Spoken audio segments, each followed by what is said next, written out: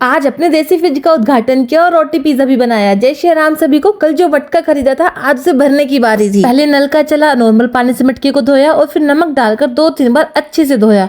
फिर आरओ के पानी से मटके को भरकर उसकी जगह बनाई। और हाँ, इस देसी फ्रिज के बहुत फायदे होते हैं।